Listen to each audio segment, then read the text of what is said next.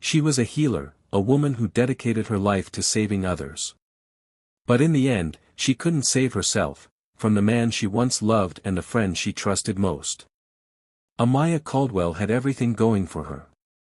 A successful career as a nurse, a bright future, and a heart big enough to see the good in people, even in those who didn't deserve it. But behind closed doors, she was trapped in a toxic cycle with the man she thought she could change. And when she finally found the strength to walk away, she had no idea the danger that awaited her. Love turned into obsession. Friendship turned into betrayal. And in a crime so cold and calculated, the people closest to her proved to be her worst enemies. How far will someone go to protect their image? What drives a person to destroy the one they once claimed to love? And how does a bond built on trust turn deadly? Before we dive into this harrowing case, be sure to like this video and subscribe for more gripping tales of love, lies, and deadly secrets. Amiyah Caldwell had spent her entire life taking care of others. As a nurse, she was the kind of person who stayed late at the hospital just to comfort a patient who had no family. The kind of woman who remembered birthdays, who called to check in, who made everyone around her feel loved. She had a warmth that was rare, a heart so big it almost seemed impossible. But what no one knew, what even she refused to accept for years, was that the very thing that made her special was also what made her vulnerable. Because Amiyah believed in people. Even when they gave her every reason not to. At 30 years old, she had so much ahead of her. A stable career in Atlanta, a close-knit family, and a future she was finally starting to reclaim as her own. But before she could fully step into that future, she had to escape her past. A past that came in the form of Zaire Henderson. Zaire wasn't just any man. He was a star, an NBA player with millions in endorsements, magazine covers, and legions of adoring fans who saw him as untouchable. At 6 feet 8 inches, he was a force on the court, a small forward for the Miami Heat with talent that made crowds roar. But behind closed doors, Zaire was a different kind of force, one that left bruises instead of highlights. Their relationship had been a whirlwind, a love story that from the outside looked glamorous. Expensive gifts, courtside seats, romantic vacations. But the reality was something much darker. Amiyah's love for Zaire was deep, but so was his control over her. The first time he hit her, she told herself it was a mistake. That he didn't mean it. That he was just stressed from the pressures of fame. And like so many women in abusive relationships, she stayed. Convinced that the man she loved would change. But he didn't. Over 4 years, the cycle repeated itself. The jealousy. The accusations. The apologies. And then, the violence. A busted lip here. A bruised rib there. She covered it up with makeup, with scarves, with excuses her friends and family saw right through. But it wasn't until one night, one particularly brutal night, that everything changed. Zaire's rage had been worse than ever. Maybe he had been drinking. Maybe he was angry about a bad game. It didn't matter. What mattered was that when it was over, Amiyah wasn't just left with bruises, she was left in the hospital with a fractured cheekbone. And that was it. That was the moment she finally decided to walk away. She packed her things. Moved into a new apartment. Blocked his number. And for the first time in years, she felt free. But men like Zaire don't accept rejection. At first, it was just calls from unknown numbers. Then, messages from fake accounts, all saying the same thing: he missed her, he loved her, he would change. When she didn't respond, the messages turned darker. Accusations.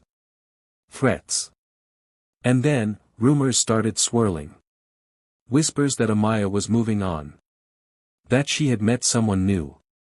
Zaire couldn't stand it. The idea that Amiyah, his Amiyah, might be with someone else sent him into a spiral. He had spent years controlling her, bending her to his will. And now, she was slipping away.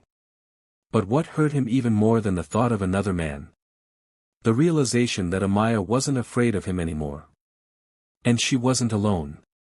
Kiera Langston had been Amiyah's best friend since college. For years, she had played the role of a perfect best friend. They had been inseparable, sisters in everything but blood. They laughed together, cried together, surviving life's ups and downs together. If there was one person Amiyah trusted, it was Kiera. Through every heartbreak, every struggle, Kiera had been by her side, lifting her up when she felt weak, the late-night calls when Amiyah needed someone to talk to. But what Amiyah never realized was that Kiera wasn't laughing with her. She was laughing at her. Because underneath that friendship was something much darker. Betrayal doesn't always come from enemies. Sometimes, it comes from the people you trust the most. The ones who smile in your face while sharpening the knife behind your back. That was the kind of betrayal Amiyah Caldwell never saw coming. And when she finally did, it was too late. Kiera had spent her entire life feeling second best. She wasn't ugly, but next to Amiyah, she might as well have been invisible. Amiyah was the one who turned heads when they walked into a room. Amiyah was the one who had the dream career, the kind heart, the magnetic energy that drew people in. And then, there was Zaire. Kiera saw what Amiyah went through with him. She saw the bruises, the tears, the way Amiyah would shrink whenever his name was mentioned. She knew how much pain he caused her. But instead of feeling sympathy, Kiera felt something else. Jealousy. Because even as Zaire destroyed Amiyah, he still chose her. He still wanted her. And Kiera? She was just the best friend. The one left in the background, watching Amiyah get everything, even a man who didn't deserve her. At some point, that jealousy turned into something even worse. Desire. Maybe it started as curiosity. Maybe it started as a game. But at some point, Kiera crossed the line, and when she did, she never looked back. She started sleeping with Zaire. It wasn't about love. It wasn't even about lust. It was about power. For the first time, Kiera had something Amiyah didn't. She was the one Zaire called late at night. She was the one who knew his secrets. She was the one in control. But there was a problem. Amiyah was moving on. She had finally left Zaire, finally started reclaiming her life. She was seeing someone new, someone who treated her with kindness, someone who wasn't famous, someone who didn't need to control her to feel powerful. Zaire couldn't stand it. At first, he tried to play it cool. He called, sent messages, acted as if he could win her back. But Amiyah ignored him. She had done this dance before, and she was done playing his game. Then, she did something that sent him into a spiral.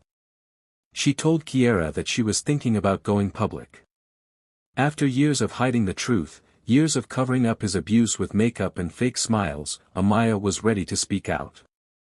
She wasn't just going to tell her family, she was going to tell the world. She had the texts. The photos. The hospital records. And when she told Kiera, she thought she was confiding in a friend. She had no idea she was signing her death warrant. Because Kiera didn't take that information and comfort Amiyah. She didn't tell her to stay strong or that she had her back. No. She took that information straight to Zaire. And Zaire? He panicked. His career, his endorsements, his entire image, everything was built on the idea that he was a superstar, a role model, a man worthy of admiration. If Amiyah went public, that would all come crashing down. He couldn't let that happen. And Kiera? She saw an opportunity. She had spent years wanting Zaire to see her the way he saw Amiyah. To choose her. And now, she had the chance to prove her loyalty in the most twisted way possible. She looked Zaire in the eye and suggested the unthinkable. We have to get rid of her. At first, Zaire didn't believe she was serious. But Kiera wasn't joking. She had already thought it through. She had access to Amiyah's apartment. Amiyah trusted her. No one would ever suspect her. And that was the moment it became real. A plan was set in motion. Zaire wasn't going to lose everything. And Kiera wasn't going to let Amiyah win. Because in Kiera's mind, if Amiyah was gone, she wouldn't just be Zaire's best-kept secret anymore. She would be his only choice. October 14th started like any other day for Amiyah Caldwell. She had spent 12 grueling hours at Grady Memorial Hospital, tending to patients, comforting families, and pushing through the exhaustion that came with being a nurse. She was tired, bone-tired. But there was a sense of peace in knowing she was making a difference. She had dedicated her life to healing others, never realizing that when she needed saving, no one would be there for her. As she pulled into the parking lot of her apartment complex, she had no idea she was being watched. No idea that inside her home, behind the locked door she had always considered her sanctuary, was a nightmare waiting for her. Kiera Langston sat in the darkness, silent, waiting. She had used the spare key Zaire had given her months ago, slipping inside unnoticed. She knew Amiyah's routine. She knew how she tossed her keys on the counter, kicked off her shoes, and let out a sigh of relief after a long shift. And she knew that Amiyah trusted her. That trust was the reason Amiyah didn't hesitate when she stepped inside and saw her best friend standing there. But the moment the door clicked shut, the air shifted. Something was wrong. Kiera? Amiyah's voice was laced with confusion. What are you doing here? Then, before she could react, before she could even process the danger, Kiera lunged. The first blow sent Amiyah stumbling back, shock flashing across her face. She barely had time to register what was happening before Kiera grabbed her by the hair and yanked her down. What the hell is wrong with you? Amiyah screamed, struggling to fight back. But Kiera wasn't alone. From the bathroom, the door creaked open, and Zaire stepped out. Amiyah's blood ran cold. There he was, 6 feet 8 inches of pure rage, his eyes filled with something dark, something unrecognizable. She had seen him angry before, but this was different. This wasn't an argument, a fight, a slap meant to teach her a lesson. This was something final. Panic surged through her veins, adrenaline kicking in as she twisted out of Kiera's grip. She clawed at Kiera's face, leaving deep scratches along her cheek. She ran toward the door, desperation fueling her every move. Just get outside, just scream, someone will hear you. But she never made it. Zaire moved fast, too fast. One powerful punch to the side of her face sent her crashing to the floor. The room spun. The pain was instant, sharp, radiating through her skull. She tried to crawl away, tried to reach for something, anything, to protect herself. But he was on her. His hands, those same hands that had once held her, that had once traced her skin in the soft glow of their bedroom, wrapped around her throat. Amiyah fought. She kicked, scratched, dug her nails into his arms, but Zaire was too strong. He tightened his grip, pressing down, watching as the light in her eyes flickered. She gasped. She bucked beneath him. Her fingers trembled as they reached for his face, a silent plea. But he didn't stop. He didn't stop until she did. Her body jerked once. Twice. Then, nothing. Zaire let go, breathing heavily, his hands shaking as he looked down at her. For a moment, the only sound in the apartment was the ragged panting of two people who had just crossed a line that could never be undone. Then, Amiyah took a breath. It was shallow, weak, but she was still alive. And that was when Kiera grabbed the knife. Zaire didn't try to stop her. He didn't say a word as Kiera knelt beside Amiyah's body, her fingers tightening around the handle of the blade. Zaire, Kiera whispered. Her voice was frantic, her breathing erratic. She's not dead. We can't, she can't. Zaire just stared, his face blank. And then, Kiera plunged the knife into Amiyah's chest. A strangled noise escaped Amiyah's lips, her body convulsing in pain. Again. And again. And again. By the time Kiera stopped, her hands were slick with blood, her breath coming in shallow gasps. The woman she had once called her best friend lay beneath her, unmoving. It was done. The apartment, once filled with warmth, now smelled of iron. The walls, the floors, stained with the evidence of their crime. But there was no time to panic. No time for regret. Because now, they had to get rid of the body. The apartment smelled of bleach.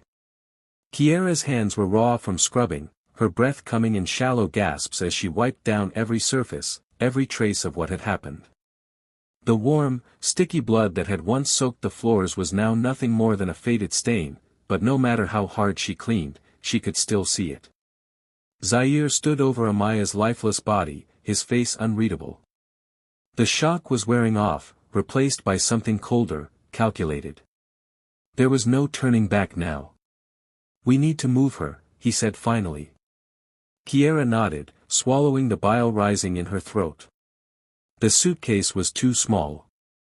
They had to force Amiyah inside, bending her limbs in ways that should never be bent. The sound of her bones shifting sent a shiver down Kiera's spine, but Zaire worked methodically, zipping the bag shut as if he had done this before.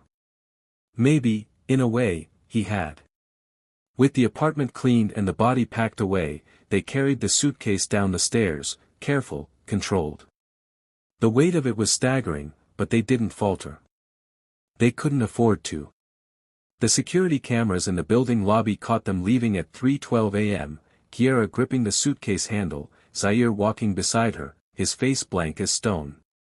They loaded the body into Zaire's trunk and drove. Past the city lights, past the comfort of civilization, into the dark, empty woods. The silence was suffocating.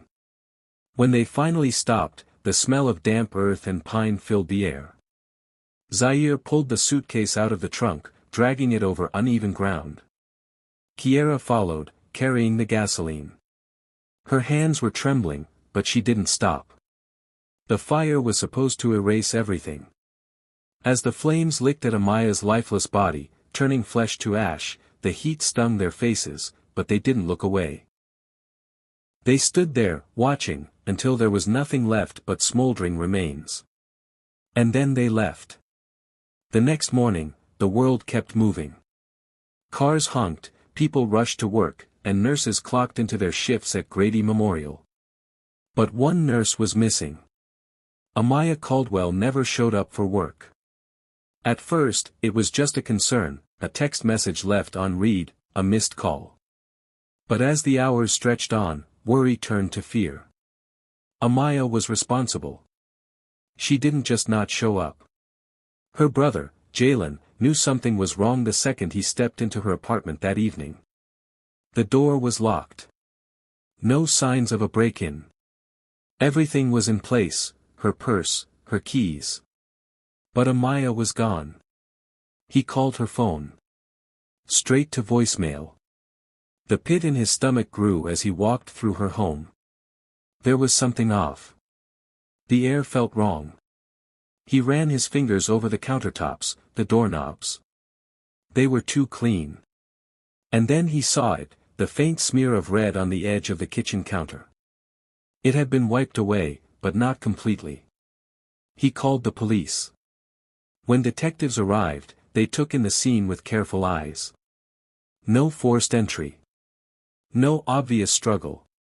But there were inconsistencies, the way certain areas looked like they had been cleaned too thoroughly. And then there was the surveillance footage. 10:47 p.m., Kiera Langston entering the building. 3:12 a.m., Kiera leaving, dragging a heavy suitcase behind her. That alone was suspicious. But it was what they found next that sealed the case. Security cameras at a gas station off I-75 captured Kiera and Zaire standing at the register, their faces eerily calm as they bought a canister of gasoline and a roll of trash bags. 3 days later, hikers deep in the Georgia woods caught the scent of something foul, something burned. The body was barely recognizable. Charred beyond recognition, reduced to little more than brittle bone and ash. But the medical examiner didn't need much to know the truth. The truth was written all over her body. When the medical examiner examined what was left of Amiyah Caldwell, the findings were brutal. She hadn't died in that fire. The flames were a cover-up, a desperate attempt to erase the horror of what had been done to her. But the body always tells a story. Her ribs were fractured. Her face bore the imprint of blunt force trauma, the kind only a powerful, merciless hand could inflict. Her throat showed the unmistakable signs of strangulation, deep bruising, crushed cartilage. She had fought to breathe, to survive, until the very last moment.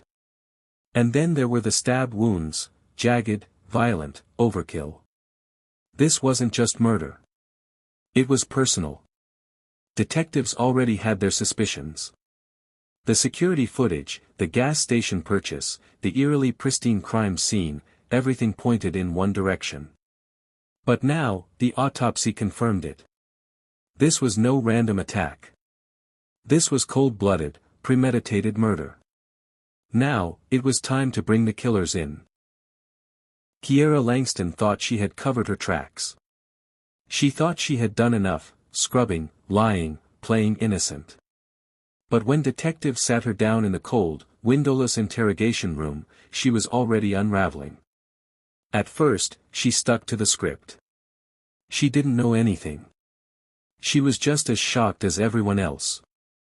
She hadn't seen Amiyah that night. But detectives had seen this play out before. They let her talk, let her dig her own grave. Then they slid a folder across the table. Inside, the surveillance photos.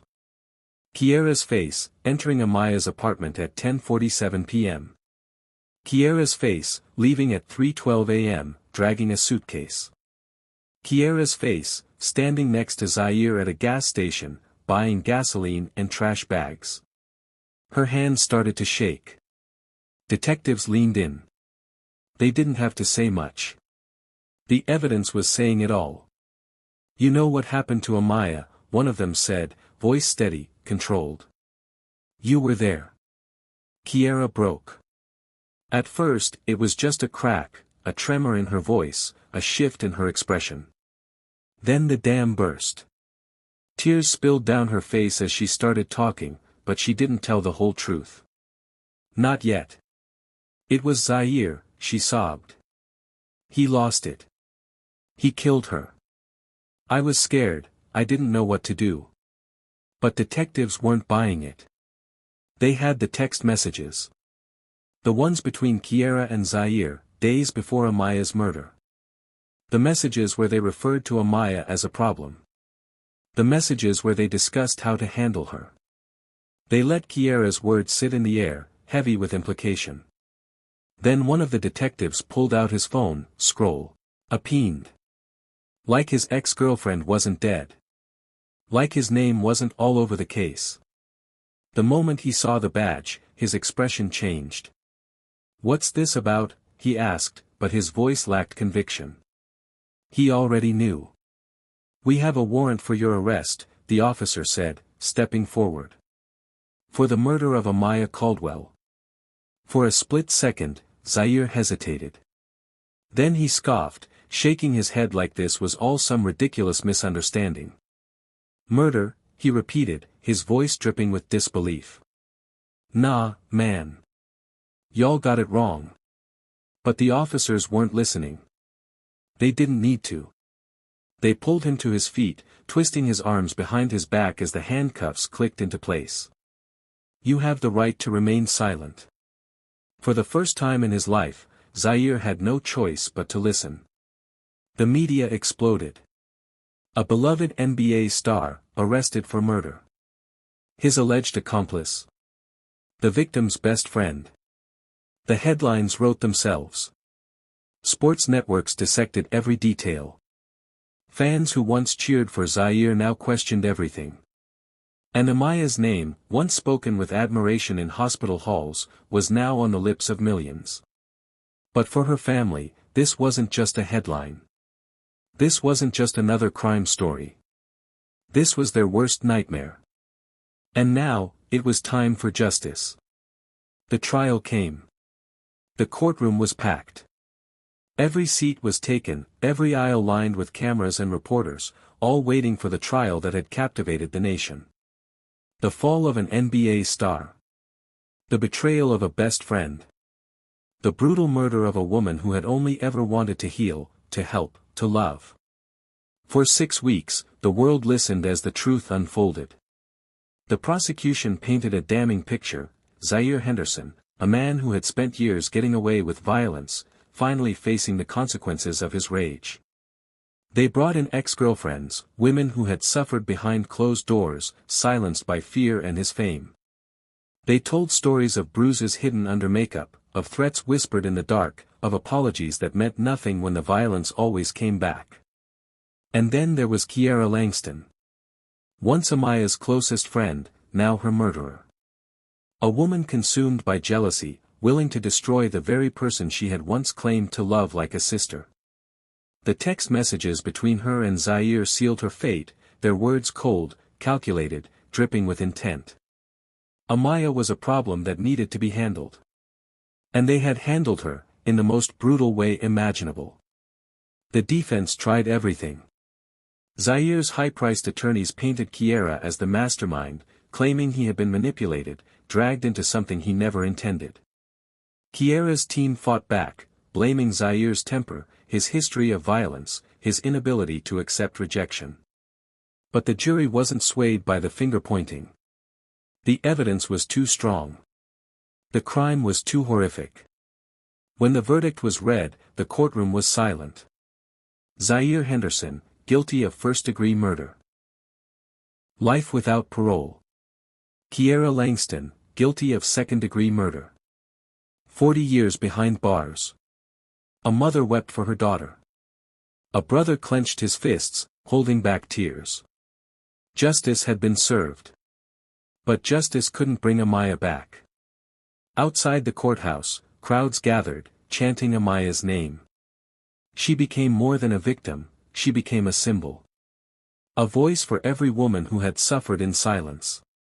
A rallying cry against domestic violence, against betrayal, against the kind of love that kills. But for those who truly loved her, no prison sentence, no public outcry, no headline would ever be enough. Because Amiyah Caldwell should have been here. She should have been saving lives, not having hers stolen. She should have been laughing with her brother, not being remembered through candlelight vigils. She should have had a future. But instead, she had become a story. A warning. A name that would never be forgotten. Amiyah Caldwell spent her life caring for others. As a nurse, she healed wounds, held hands, and comforted those in their darkest moments. She was the kind of person the world needed more of, kind, compassionate, strong. But in the end, the very people she trusted the most, the ones she had loved without question, were the ones who took everything from her. Betrayal this deep doesn't happen overnight. It festers in silence, in jealousy, in resentment. Kiera Langston had once called Amiyah her best friend, but deep down, that friendship had been poisoned by envy. And Zaire Henderson, he couldn't stand the thought of losing control. He had spent years breaking Amiyah down, convincing her that love and pain were one and the same. And when she finally found the strength to walk away, he made sure she never had the chance to move on. What drives people to commit such unthinkable acts? Is it power? Obsession? A desperate need to control? Or is it something darker, something buried so deep that not even they understand it? Could anything have saved Amiyah? If she had left sooner, if she had cut Kiera out of her life, if someone had stepped in, would she still be here today? Or was she doomed the moment she crossed paths with the wrong people? The truth is, we'll never know. But what we do know is this: Amiyah Caldwell's story is not just another tragedy. It is a warning, a reminder of how dangerous love can be when it's built on control, manipulation, and lies.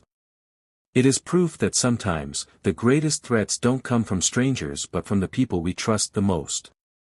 Her name will not be forgotten. Her story will not be buried. And for every woman out there who has ever felt trapped, afraid, or betrayed, let this be the wake-up call that some people are not worth saving. Because in the end, the only person who can truly save you is yourself. If this story shocked you, make sure to like and subscribe for more cases that uncover the darkest intersections of love, lies, and betrayal.